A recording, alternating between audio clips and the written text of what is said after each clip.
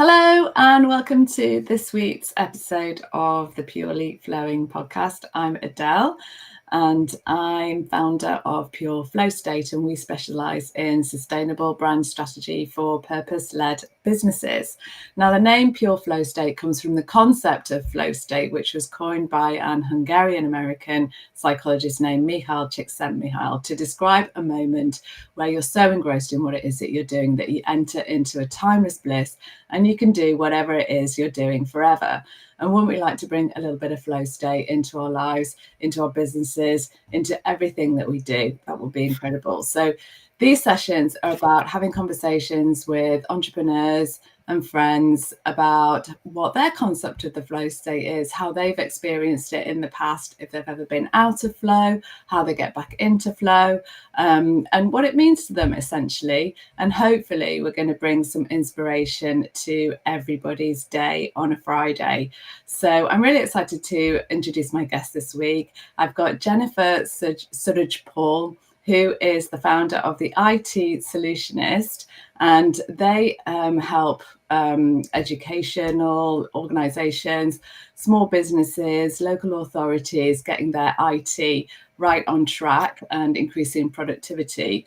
And she's also a trustee of Bridge of Hope, which is a food bank charity. And I'm interested to get into all of that with Jennifer this afternoon. So welcome, Jennifer. Thank you for joining me today. How have you been flowing this week? I have been flowing very well this week. Thank you very much for having me, Adele. My pleasure. I'm pleased to be here. That's cool. So let's get into this. First of all, just like generally about flow state, what is your experience of being in flow, out of flow? First of all, perhaps in a business perspective, in your work. So at the moment with my work, I'm in and out and I'm going through the transition. I started my own business in October, having been an employee for many, many years, actually, since I've left university to actually owning my own business. So I'm actually going through that transition at the moment, which has had its bumpy rides as well, and just trying to balance and manage everything as well. And thinking about that mindset moving over, I think that's been paramount. So. Yeah. And what encouraged you to actually go on your own versus just staying as you were? Was there something in particular that you were not happy with, or did you feel you could just make a bigger impact? What was the catalyst for that? So for me, it was making a bigger impact to organisations and saying, okay, this is what you need to do. I've got that experience. I've done the job for so many years as well. So I wanted to actually say, okay, let me package this up and move on to different organisations because I know what they need.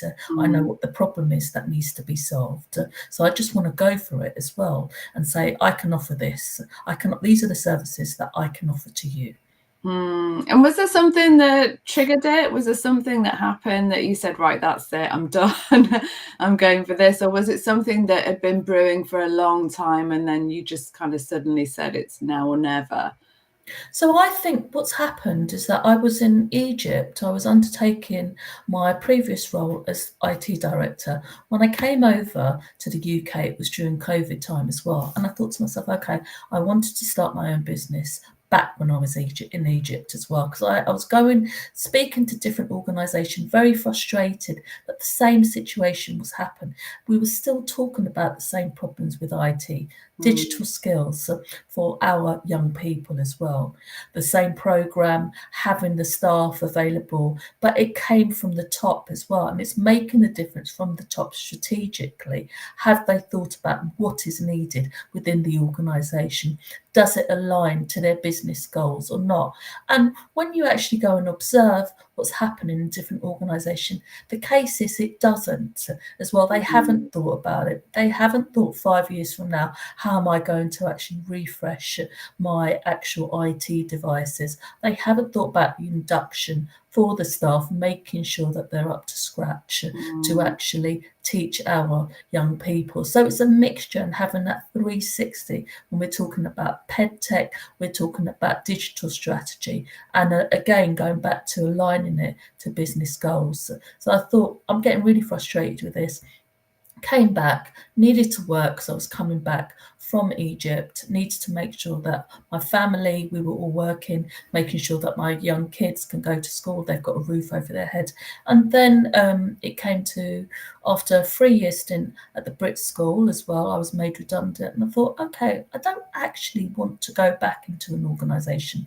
I've got 25 years of experience. Let me go and use that experience, package it up and go and help organisation. And then when I've got my motto about skyrocketing productivity within IT, I think that's really important. That's what I want to do. Are you making the most of your IT or not? Oh, I love that. And I love that you were in Egypt too. I didn't know that, that you were there. How long were you in Egypt for? I was there for 3 years. I decided to pack up with my family and we left in 2018. It was wonderful. Oh, wow. So you went just before the pandemic. You lived the Yes. pandemic. Oh, wow. Yeah. Goodness. And so do you think that it would have been an option for you to have set up a business in Egypt the same way as you set it up here? Or do you feel that like the opportunities are different in the two environments? Very different in the two environments as well. And then we were talking about visas as well, and then having the financial backup to be able to do that, and also maintaining my family. Yeah, I know that because I lived for many years in Spain, and the culture is very different about entrepreneurship over there.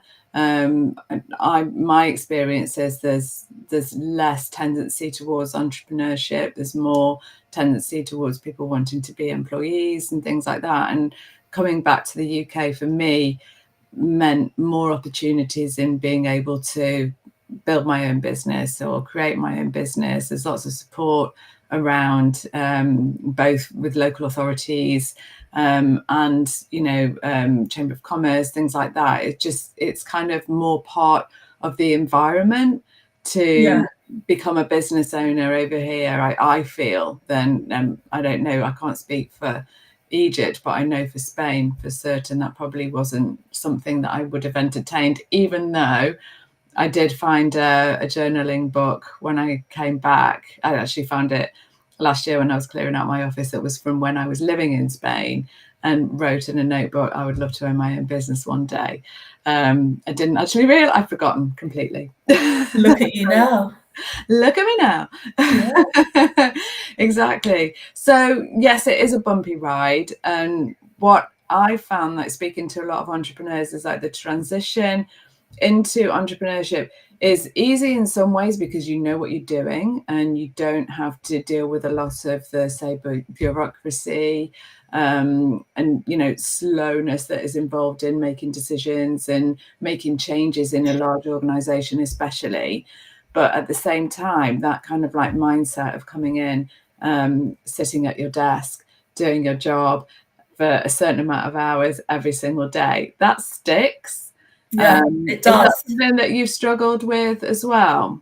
It's the mindset more than anything else. Yeah, That struggle where you think, okay, I need to do a certain amount of hours, but you end up doing more as well because it's your own business yeah, and you want to get that kind of like A star for that piece of work as well. yeah.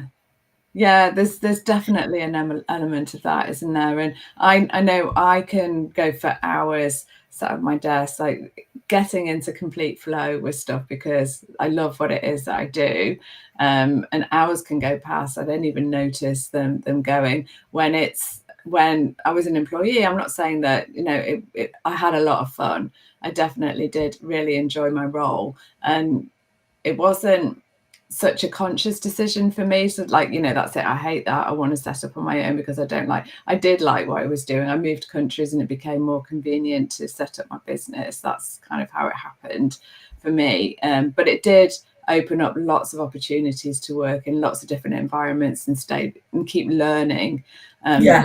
That's something that I notice. And this is obviously what's partly driven you to set up your own business, is that there's less of a onus on educating people when they're actually in an employee role, whereas you go in, you do your job day to day, and becoming kind of more knowledgeable and having the opportunity to learn more is not always open in all organizations.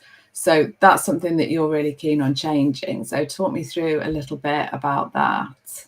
So in terms of digital transformation, that's something that I want to change. And when I talk about what the services are that I offer, it's basically going in and making that change and having that digital transformation within an organisation itself. So making the difference, I think that's so important. And that's what's really driven me as well. Yeah, yeah, and educating people. Do you find that lots of in the organisations that you're going into that are staff feeling frustrated that they're not able to stay on top of the digital transformation because things become obsolete in a matter of weeks sometimes, don't they? Things are constantly updating in the world of IT more than in any other area. So you have to stay on top of this, otherwise you risk being obsolete as well, or things change, you have to be on it. So are you finding that there's frustration from both C-suite and amongst the people that are working there, employees, or is it more kind of a frustration of employees? I think it's a mixture of both, because you've got the C-suites where they expect results straight away, but then when you speak to the employees, they don't have the tools in order to actually get those results straight away and increase the productivity. So it's about training staff. Where I've seen success is where they've invested in their people. You've got the IT, you've got the process, you've got the people as well. So when they've thought about the process, how are they investing in their staff in order to get that work done and increase the productivity? That's where I've seen succession more than anything else. But it's about having a strategic plan in place. What are you doing? Have we thought about it at board level and thought about, okay, are we inducting our staff? Are we keeping them up to date? Are we putting staff training? Not just a one-off. We're saying, okay, we're going to have it throughout the year. What is the plan that's in place? You might buy a system, it might be the best system in the world. It might be to do reporting. It might be to do with HR or performance management. And it can sit there because you're only using 20%. Why are you using 20%? Because you haven't thought about a strategic plan to implement this system. You haven't thought about the different stakeholders as well. So what happens? Nothing gets done with that system. It sits there and people think, oh, this system is rubbish. I'm not going to use it. It doesn't do what I want it to do. When it does do it, it's got the functionalities, but you haven't got the people behind it and no plan. I can feel the passion in your voice about this, Jen, and how you want to make these changes. I think it's definitely incredible. And I see it with brands as well, where people are missing a trick with looking after their employees because the cost of people leaving is really, really high. And employing them. And employing them, yeah, exactly. Recruitment is expensive. People leaving is expensive. And brands are often missing a trick where if they invest a little bit more in the people that are on their team and making their experience more meaningful, making their experience happier, where they feel like they're progressing and they've got a sense of purpose, is fundamental to having a really strong team that then performs better and then results are better for the business. So it all affects the bottom line at the end of the day, doesn't it?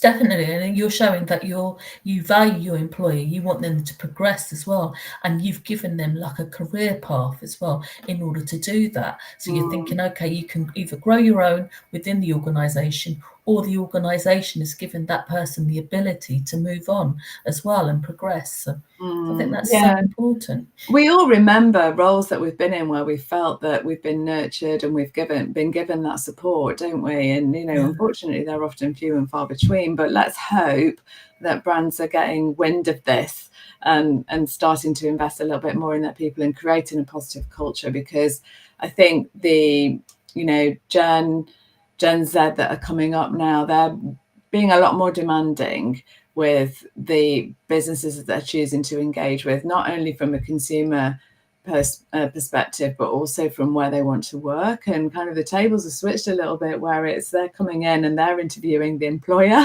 Do you match my values? Are you thinking about these things? Which is brilliant, which is really great. that leads us on to another part of your role, which is with the food bank charity. And I'd love to Yes. explore that, because obviously that's an amazing way to bring some impact into a business and help by, you know, letting employees or encouraging employees to go out and help in charities and like having a social impact. It works for everything, doesn't it? Personal morale, as well as the business and the charity obviously benefits. So it's just, the triple whammy there. So talk to me a little bit about the trustee role that you take. So I'm a trustee for Bridge of Hope, which is a food bank initiative, and it's a family. It's one of my husband's family. It's run by the family itself, and my husband's auntie, who is a phenomenal lady, decided that okay, after COVID, she wanted to actually have people to actually have somewhere to go and talk, because she felt that the loneliness, being isolated, she wasn't happy with it. So she organised for Bridge of Hope for people to just come and sit down and have someone to talk to as well. And she would pull us in and say, okay, these are the times, can you come over? And what would happen, it actually grew from that. She ended up starting a food bank as well within that. It was like a few days a week where she would feed the community of Haringey as well. So they would have somewhere to go. You would have art classes, you'd have people from like housing, from shelter as well, that were able to actually come and give advice. And she would have activities for them. And what would happen is that there would be people there cooking a meal for them as well. So they'd be able to go there, sit down, have a meal, warm meal, and take food home as well. She managed to, within that, have a team, create a team, which has now been taken over by her daughter as well, that is the CEO for Bridge of Hope Food Bank. And they've actually got a bank of volunteers that go around. They'd collect from Pret, they'd collect from Waitrose, Tesco's, Macros, Morrison's, so KFC, different organisation who would actually be given to the food bank itself, which is wonderful. Oh, it's amazing that, isn't it? And that just came from an idea of wanting to get people together, because this is such a problem, isn't it, in our society these days. People need community, and like we're moving away from seeing other people and spending time with other people, and being able to, especially in the older generations, I feel that they can very easily become isolated, but younger generations as well. It's not just the older people. I know friends of mine who live alone. They haven't got kids, or they're the same, similar age to me, and they feel the isolation as well, especially coming out of COVID. Exactly. And it just changed our whole perspective of everything, didn't it? And I think, and I see it in my kids, and my middle child, he's 18 now. So when COVID was happening, he was 14, which was a critical time for him to be going out and socializing and being with people. Most of his circle became online, which is great, and that was a godsend, really, being able to be online with his friends, and like he would be playing on his PlayStation and talking to his friends at the same time. That was the only contact he had with people, really. But I wonder about the long-term impact of that. With him, thankfully, it hasn't been too much of a hindrance, and he's gone off now. He's living in America, and he's got big dreams to travel and do all sorts of things. But I'm seeing it in his group of peers. There are people who don't want to go anywhere because they've got so that their world became smaller, essentially. And it's interesting that you say that. I mean, like, a big shout out goes out to Simonette, who is the person that's driving this food bank. She's on the WhatsApp group creating this. She's organised so many different events. The latest one, which I'll send you details for, is a walk where we'll start at Battersea as well, and be walking through the different bridges to represent Bridge of Hope. And she's created that herself, which is wonderful. Our latest one is that we were at Morrison's this week, where there was a food bank drive that was organised, and you then had the members of the public being able to collect an item of their choice, pay for it and put it in the trolley, which would then go to Bridge of Hope, and it's feeding that community as well. We've had London Academy of Excellence. The young people decided that they were going to choose Bridge of Hope as their actual charity, and they all donated as well, which is in Tottenham. I mean, it's the heart of the community as well. It's absolutely brilliant. But you've also got the young people, Haringey Sixth Form Academy. They actually came over to Bridge of Hope to volunteer as well, because I've got a connection there. It was absolutely brilliant. So you've got these young people that you're talking about, understanding about charity work as well, coming in and wanting to come back to volunteer regularly as well, because they enjoyed it so much. Yeah, isn't that brilliant? And that just came from an idea of one lady sitting there saying, I need to get people together. And now look how it's grown. It's incredible. Brilliant. I mean, the work that my husband's auntie Cherry that was doing, where her and her husband Barry were going around collecting these items. They would spend their evening driving around to collect these items for the Haringey community or anyone else as well. So much stuff goes to waste, doesn't it? It's just crazy. I saw a post on LinkedIn the other day, just someone had just photographed a whole bag of like fresh bakery stuff in Sainsbury's that was just going in the bin. And there's nothing really wrong with this stuff, is there? There's nothing wrong with it. And for homeless people, then they get a meal there and then, but for anyone else, they could take it home and freeze it. There's nothing wrong with it, really. Like, the amount of stuff that gets wasted is crazy. And we need to reduce our waste. We consume a lot, but we also waste a lot. It's Hold on, I think I've gone off. Sorry. I've got you. Oh, brilliant. Just went off for a second, sorry. Yeah. Okay, brilliant.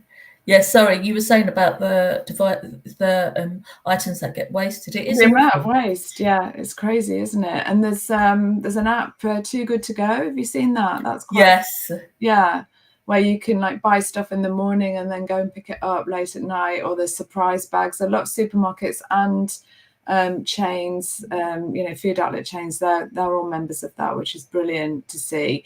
But I think a step further is getting it to people who really, really need it, and sharing it. So your husband's cousin, is it, that set it up? So is she still it's auntie? It's auntie, yeah. And it's now been run by his cousin as well, and the family members who are trustees as well. But it's absolutely brilliant, and I mean, like, she's done an incredible amount of work for this. It's amazing. Yeah, tell me about the event that they put on at Christmas, because so the event that they put on at Christmas was organised where anyone that was able to come and have a fresh cooked meal as well. They had bingo, so we were hosting bingo there. They had prizes that they were able to give. They had a Santa's grotto. You also had the ability to go and actually get an item of clothing or 2 items of clothing. It's brilliant. That's another thing. There's a lot of waste involved in the fashion industry, and people throwing away stuff or just buying loads and loads of stuff and not really needing it. And we are encouraged to do that. So looking at that as well is a good way. And I'm seeing lots of initiatives where people are looking to kind of recycle stuff, keep things in the economy rather than kind of just getting rid. How can it be used in another way? Or children's clothing, that kind of thing, trying to recycle children's clothing, especially because they go through it really, really quickly, don't they? Yes. Which is always good to hear. That's really encouraging that these initiatives are happening, and it's encouraging to see how they're doing so well and so quickly, which means there's an obvious need for it, isn't there? Definitely. And we just need more people like Bridge of Hope to do more. And that,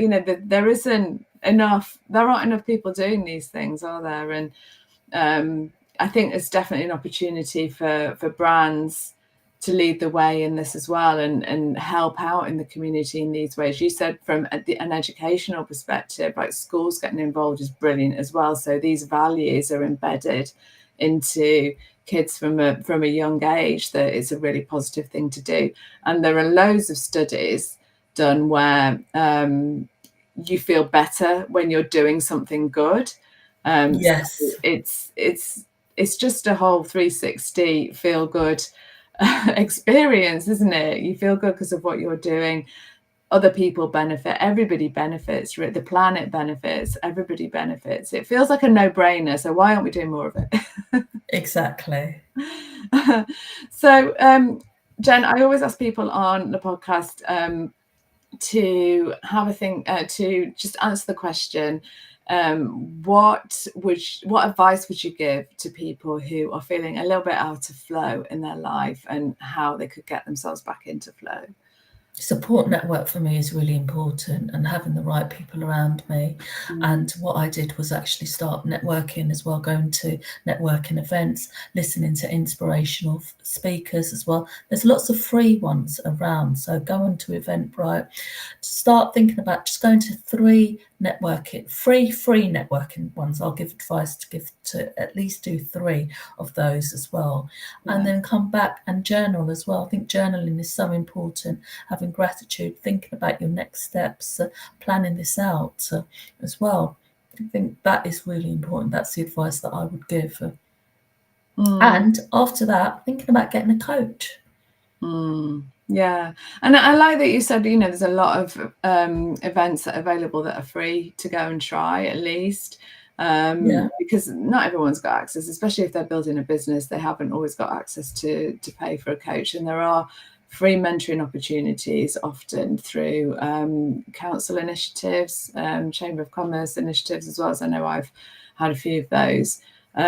So yeah, it's definitely worth looking into all options, isn't it? And networking, it's a lot of trial and error, isn't it? I mean, what's your experience been with networking? I'd be interested to hear.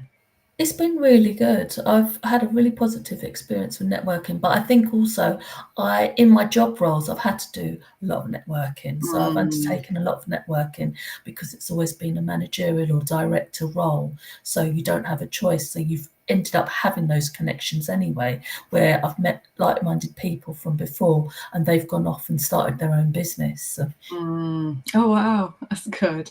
Yeah, networking is a bit kind of, you can go to a lot of events, and I think it's an interesting piece of advice that you gave about journaling, especially after a networking event, just to think, okay, was this a good opportunity for me? Was it the right environment for me to be in? Because at the end of the day, we're businesses, and we're there to enhance our businesses, to grow our businesses, or to just maintain our businesses even.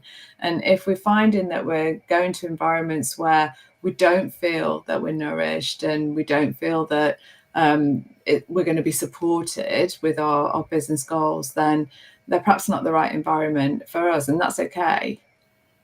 Definitely. Yeah, and it's a case of trying a lot and just seeing which one fits, or make your own. You can do as well. Have your own networking group. Yeah, that's something that's amongst my goals. I've said it now. Yeah, I would like to look into doing something like that, because there's a lot of networking events, and they're not always as supportive as they perhaps could be. And we each have different needs and desires and wants and goals. But I think creating an environment where everybody feels empowered and inspired is really, really important, isn't it? Definitely. For sure. Well, Jennifer, thank you. So did you want to add something there? Sorry, I couldn't. No, that's fine. That's absolutely fine. Thank you. We're going to leave the details of Bridge of Hope and where you can find Jennifer if you want to talk to her about IT solutions in the comments. Jennifer, thank you so much for joining me today. I've really enjoyed our chat. Thank you for having me, Adele. My Take pleasure. care. Take care. Bye-bye.